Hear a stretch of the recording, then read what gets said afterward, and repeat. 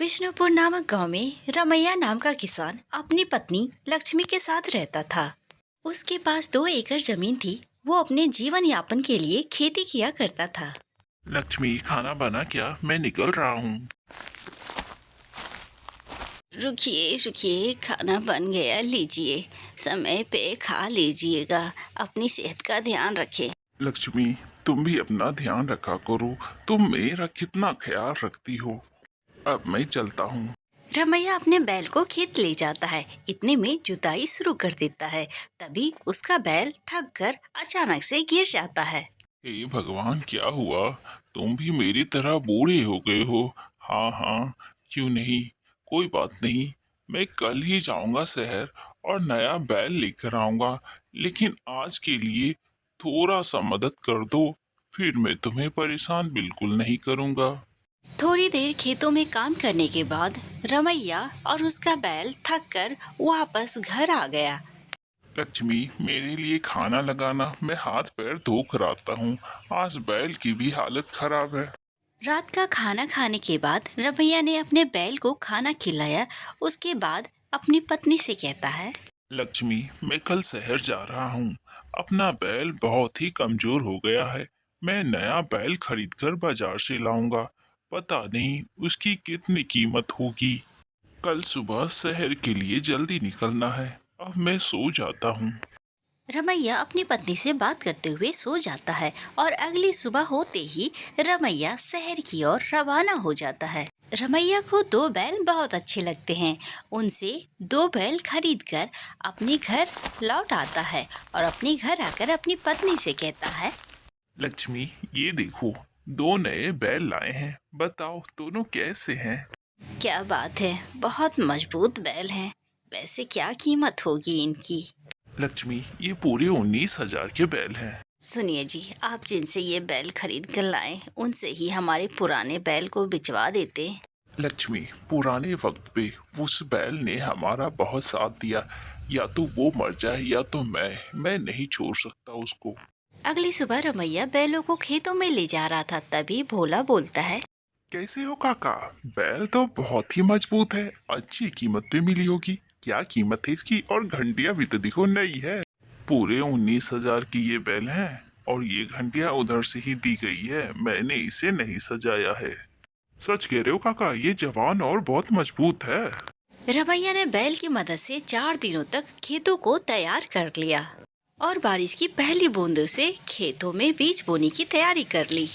अपने बैलों को नदी किनारे नहाने ले आता है। वो जैसे ही घंटिया खोलकर नीचे रखता है, कुछ चमकती हुई चीज घंटी से नीचे गिरता है।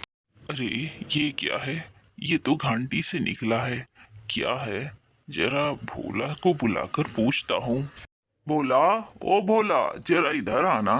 हाँ काका, क्या हुआ? बताओ। अरे जरा इधर आकर देखो, ये देखो, ये क्या चमक रहा है? अरे हाँ काका, ये तो हीरे जैसा है। कहाँ से मिला? झील से मिला है क्या? अरे नहीं, जब मैंने उस घंटी को बाहर निकाला और नीचे रखा तो उसमें से जाकर ये गिरा है। अरे काका, ये यकीनन हीरा ही है। जरा वो घंटी मुझे दिखाना तो, उसमें और है क्या? उस घंटी को जैसे जैसे हिलाया, उसमें से बहुत सारे हीरे नीचे गिरे। अरे बाप रे बाप काका, आपकी तो निकल पड़ी। ये तो हीरे हैं, हीरे। क्या भोला कुछ भी बोलते हो? ये असली हीरे नहीं होंगे। ये तो बैल मुझे 4 दिन पहले ही मिले हैं। कोई भला इसमें हीरे क्यों रखेगा? अरे काका, हम अपना समय क्यों बर्बाद करें? चलिए सोनार के पास जाकर पूछते हैं ये असली है या नकली। वो दोनों हीरे लेकर सोनार के पास चले आते हैं और उनसे कहते हैं, अरे भैया, जरा देख के बताना, ये वाकई में हीरे हैं? ये भोला बोल रहा था कि ये हीरा है, जरा देखकर बताना। हाँ देखता हूँ। अरे बाप रे, ये तो असली हीरे हैं। इससे तो पूरे 10 गांव खरीद लोगे इसे जब बेचने जाओगे तुम लोग। अरे बाप रे, लगता है मैंने जिससे बैल खरीदे हैं ये उसके हीरे हैं। मैं अभी उसे देख कर आता हूँ। चल भोला। फौरन दोनों वहाँ से निकल जाते हैं।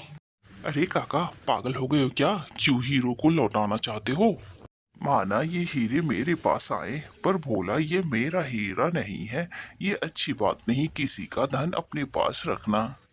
अरे काका, मुझे ये सारी बातें समझ में नहीं आती। मेरे पास आते तो मैं तो इसे रख लेता। अब तो शाम होने को है। आप शहर जाओगे तो रात हो जाएगी। आप अभी घर जाओ, कल चले जाना।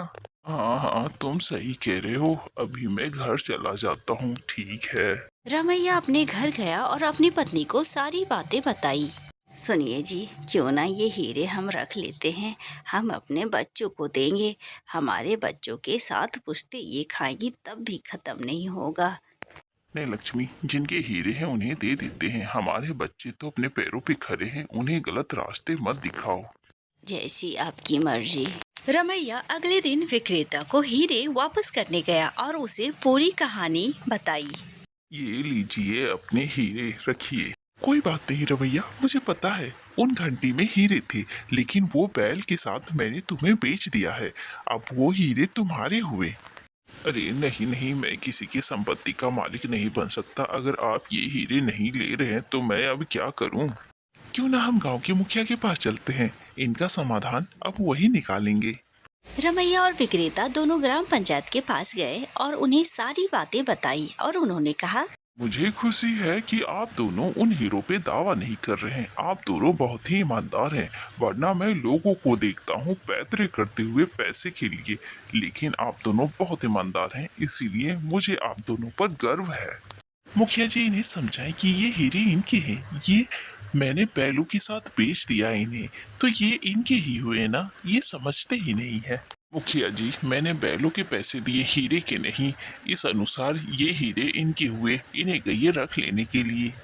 ठीक है, आपने पहले जिससे ये बैल खरीदे थे ये उन्हें ही बेच दे, ये उन्हीं के हीरे होंगे। आप सही कह रहे हैं मुखिया जी, लेकिन जिससे मैंने ये बैल खरीदे थे उस व्यक्ति के घर वापसी में उसकी मौत होगी और उसके बारे में मैं कुछ भी नहीं जानता। आप दोनों तो वो हीरे रखेंगे नहीं, तो मेरे पास एक योजना है। और जिसे देना था वो आदमी तो मर गया, तो मेरे पास इसका बहुत ही अच्छा समाधान है। हाँ मुखिया जी, हम दोनों तो ये हीरे नहीं रखेंगे, लेकिन आपकी क्या योजना है हमें बताइए। हम दोनों आपकी बातों में सहमति देंगे। क्यों ना हम उन हीरो को बेचकर झील का निर्माण करते हैं अपने गांव में, ताकि किसानों की बहुत मदद हो जाएगी। जितनी भी वर्षा होगी सारा पानी उस झील में जमा हो जाएगा और साल भर का कोटा पूरा हो जाएगा। इससे खेतों में अच्छी तरह से काम हो सकता है। मुखिया जी, आपने बहुत अच्छी योजना बनाई है, इससे हमें क्या आपत्ति होगी। हम इससे बहुत खुश हैं। इससे हमारा भी काम आसान हो जाएगा और पूरे गांव वालों का भला भी होगा। धन्यवाद मुखिया जी, मैं आपके फैसले से सहमत हूँ। उन्होंने हीरे बेचकर झील का निर्माण कराया। इससे पूरे गांव में रमैया और विक्रेता की खूब वाहवाही हुई।